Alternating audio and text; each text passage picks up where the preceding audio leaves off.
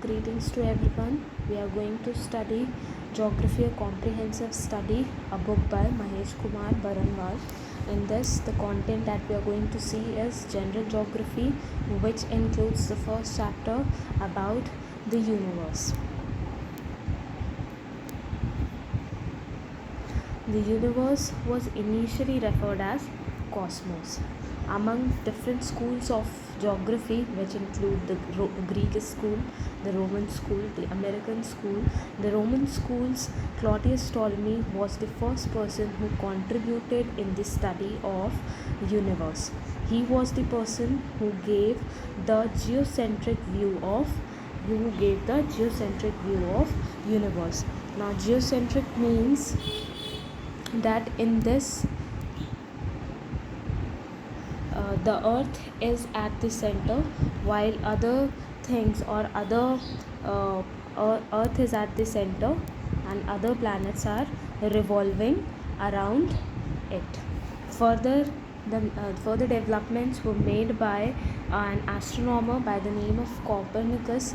He completely revolutionized the study of the universe by giving the heliocentric view in regarding with the development of universe. So the heliocentric view refers to the view in which sun is at the center and other planets and other stars are revolving around the sun.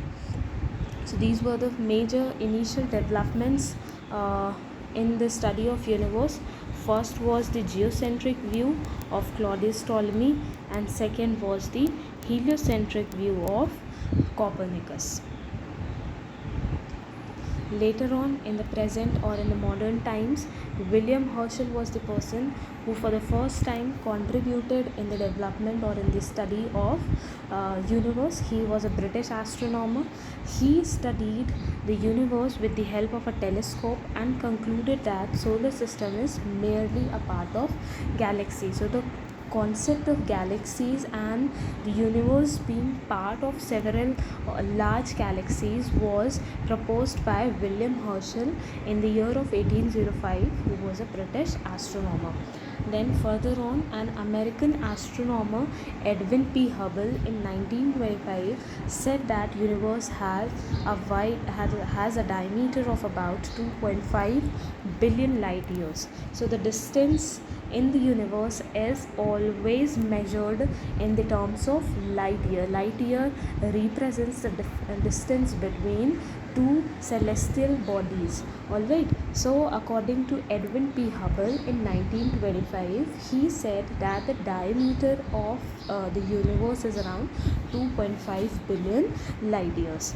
The next thing that we are going to study is the theories regarding the origin of the universe. Now, among this, we have the famous theory of Big Bang given by E. George Lemaitre, and the second is the steady state theory of Thomas Gould and Herman Bondi, and then we have the very famous pulsating theory of Alan Sundays. So let's study them one by one. Then we have this Big Bang theory.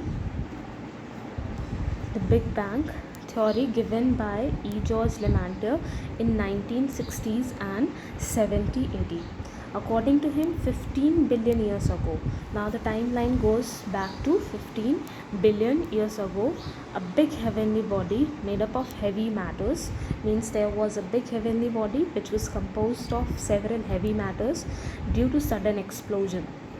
The explosion, which is referred over here by George Lemaitre, is called as the Big Bang, and an explosion happens. As a result, what happens? Normal matters burst out and many celestial bodies were formed. So there was there was one big heavy body which had several heavy materials. In this, an explosion happens. An explosion happens and several other smaller bodies were formed due to this explosion, and this is referred as Big Bang theory by George E. Lemaitre.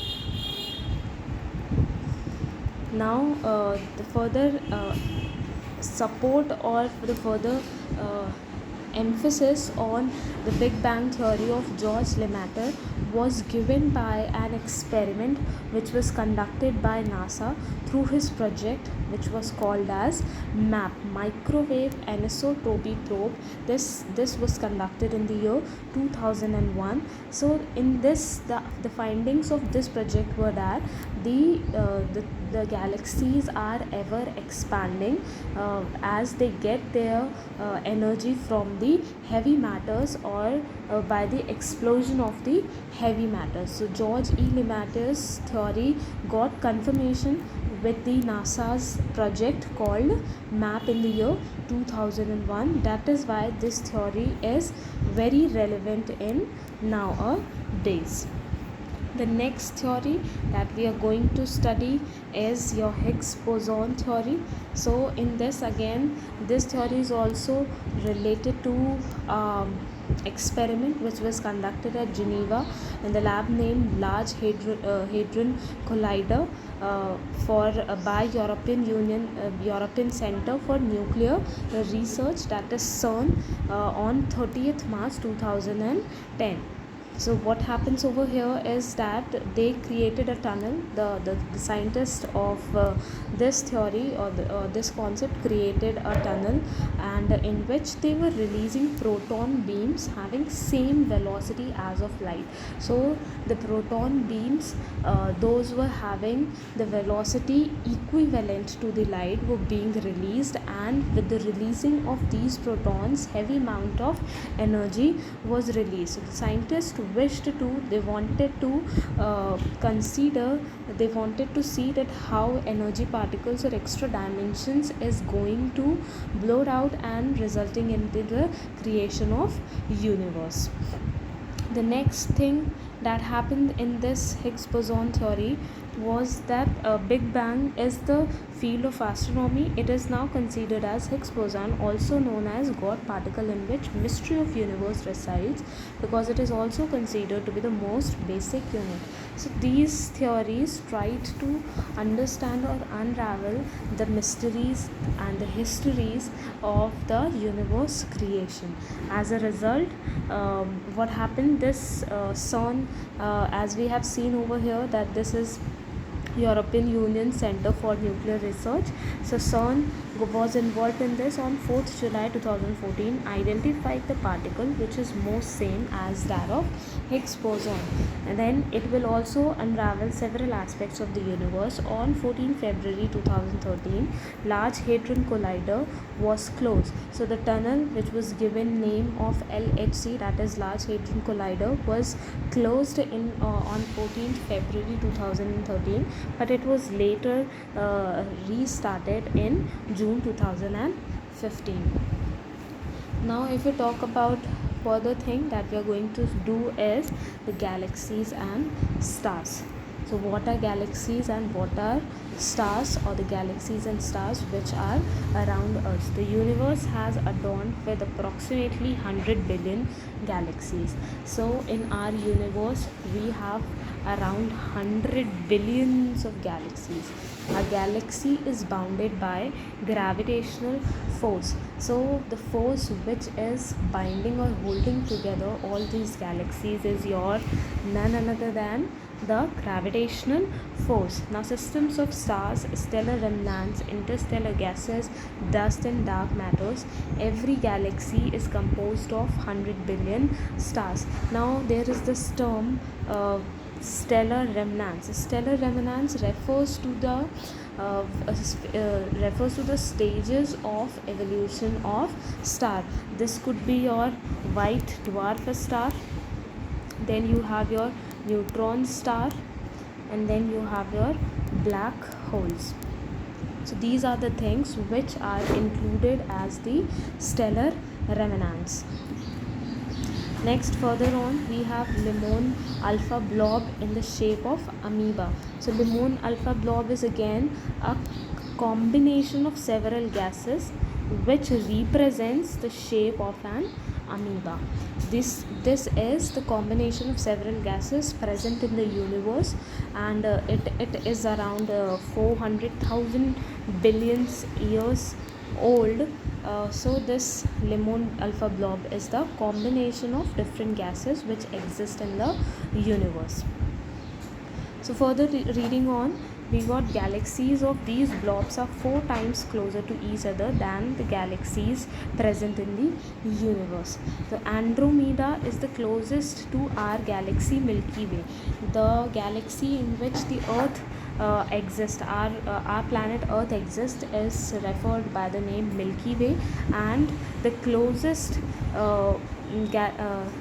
star which is to the Milky Way is Andromeda, which is around 2.2 million light years away from us. Our own galaxy is known as Mandakini, having spiral shape. So in Indian astronomy or in Indian mythologies, we have referred this Milky Way as Mandakini, or by the name of Mandakini. Then a group of stars known as Milky Way is seen as at night is a part of galaxy. So the stargazing in which we get involved during the night hour is all part of the Milky Way in which our Earth exists. And the Orion blue is the brightest as well as the coldest group of stars of our galaxy. So Milky Way, the coldest and the brightest star of Milky Way is your Orion nebula. The diameter of Mandakini is about 10⁵ light years. So the distance of the diameter of Milky Way, जिसको हम in Indian mythology we call it that Mandakini, its diameter is around 10⁵ light years. The sun is a star of our galaxy and takes more than 200 million years to complete one revolution around the center of the galaxy. So according to the heliocentric view of Copernicus, what we have, sun is the center. In heliocentric views, as we have studied over here, the heliocentric views given by Copernicus, they refer to the galaxies in which the sun is the center, not Earth is the center. The geocentric views were given by Claudius Ptolemy. He is also referred as Ptolemy of Alexandria, famously called as Ptolemy of Alexandria. So according to it, we have the sun of our sun is the star of our galaxy, that is Milky Way, which is 200 million years, which takes 200 million years to complete one revolution. हमारे सूर्य देव को how much time does it take? It takes around 200 million years to complete one revolution. Then we have planomos outside the solar system, which happens to be a group of identical twins. Sirius or dog star is 9 light years away from the Earth and has a mass twice as that of sun. So here we have a star by the name of Sirius or dog star, which is twice the mass of the star or the sun of the Milky Way galaxy. It is 20 times brighter than the sun, and it is Sirius is also referred as the brightest star as it is 20 times brighter than the sun. Then we have Proxima Centauri, which happens to be a star nearest to the sun. So the thing which is, or the star which is nearest to Earth is referred by the name of Proxima Centauri, which is 4.3 light years away from the sun.